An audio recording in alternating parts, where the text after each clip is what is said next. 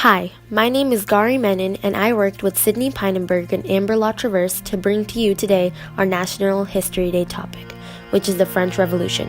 We chose 3 or 4 things that ultimately affected the French Revolution and produced it more than others. The French Revolution was a time of political bloodbaths and the abolishment of decades-old governments, such as the monarchy and the feudal system. The year 1789 is synonymous with the title or word revolution, simply because of the monumental incidents that happened during this time. However, to narrow down this broad and immense topic, we decided to focus on the life and death of Marie Antoinette. The conflict specifically focuses on the tumultuous life of Marie Antoinette and how it led to the French Revolution. The compromise is the death of Marie Antoinette and how it ultimately affected the revolution. To start off, the country was already on the verge of bankruptcy due to France's involvement in the American Revolution and King Louis XVI's extreme spending. Adding on to that were 2 consecutive years of poor harvests, cattle plague, and escalating bread prices. These factors ultimately led to civil unrest among peasants and farmers. However, the royal family was oblivious to all this and continued their parading of unnecessary spending, especially the now infamous Marie Antoinette. This is her story. Maria Antonia Josepha Johanna, more commonly known as Marie Antoinette, was born in Vienna, Austria, November 2, 1755, to Maria Theresa and the Holy Roman Emperor Francis I. She grew up being taught to focus on religious and moral principles until the ending of the 7 Years' War in 1763, where the political alliance between France and Austria was a big priority for the royal family, and Marie was put through a marital alliance to Louis Auguste, who was now the heir to the French throne following the death of Louis Ferdinand. She was very homesick when she was wed, and mentioned her sadness in one of her letters to her mother. "Madam, my very dear mother, I have not received one of your dear letters without having tears come to my eyes." In 1774, Louis Auguste's grandfather passed away, making Louis Auguste king, which then made Marie Antoinette queen. She began a partying life, and rumors of a scandal with the Swedish diplomat began to surface. She had her first child during this time period. In 1778, the royal family was joined by Madame Royale, and then Louis-Joseph Xavier Francois, Louis Charles, and Sophie Beatrice. Only 2 of her 4 children would survive more than a few years. It also began to become public of her extremely extravagant and plentiful lifestyle, while the economy was beginning to fail. Poor harvests were driving up prices in markets, and people became to get upset at how easy she was having it and how easy she was living. Marie was framed for a big diamond scandal in 1785, with people of France claiming that she had smuggled an expensive diamond necklace and was selling it in pieces, even though there was no proof she had done so. From crimes such as this, she gained the nickname Madame Deficit, which means in short, nothing was enough for her. The French Revolution began on July 14, 1789, when many peasants and workers charged the Bastille prison, arming themselves and requesting to bring the king and queen to Paris.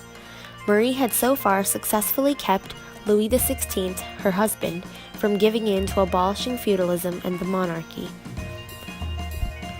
One of the famous quotes Marie is said to have recited is "Let them eat cake," which she said in response to her advisors saying that the people of France had no bread.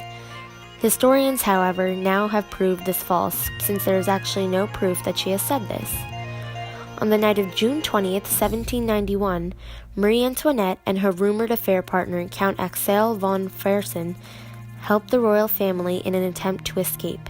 However, they were captured and brought to Paris against their will. The royal family was now once again discredited with the escape attempt, and it gave the public another reason to not want them in power. As the people began to hate the royal family, Louis XVI soon agreed to a new constitution that would at least allow him to keep his symbolic power in an attempt to please the people. Nonetheless, in 1792, France was at war with Austria and Prussia, and the powerful Jacobin leader, Maximilien de Robespierre, demanded the removal of the king. Following many massacres during the war, the National Convention abolished the monarchy, arrested the king and queen, and put in place the new French Republic. Marie was then held in Parisian prisons with the Princess Lamballe, who had stayed loyal to Marie despite the slanderous accusations she had faced. Lamballe was soon executed after refusing to take an oath, and her head was paraded in front of Marie's windows.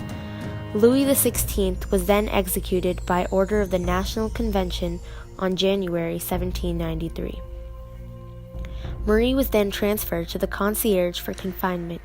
She was then brought before the Revolutionary Tribunal on October 14, 1793, where she was beheaded with a guillotine 2 days later. While this death may be considered unlawful nowadays, in the eyes of the people of France and the Legislative Assembly, it was a fitting price for the crime committed.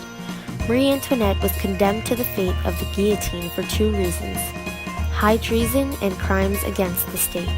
However, it was her death and the legacy left behind that truly affected the revolution, and to some, even the modern world.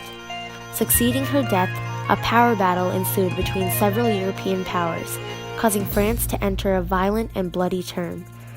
Then, a party known as the Jacobins took over. The Jacobins brought on a horrifying 10-month-long period known as the Reign of Terror. During this time period, suspected enemies of the revolution were viciously beheaded by the infamous guillotine. At the end of this horrific ordeal, the revolution was finally nearing to an end. A new national convention was composed, with the successful military leader known as Napoleon Bonaparte silencing any known enemies or any allies of the Jacobins still left over after the Reign of Terror. Finally, France was almost at peace, after 2 monumental deaths and the guillotine.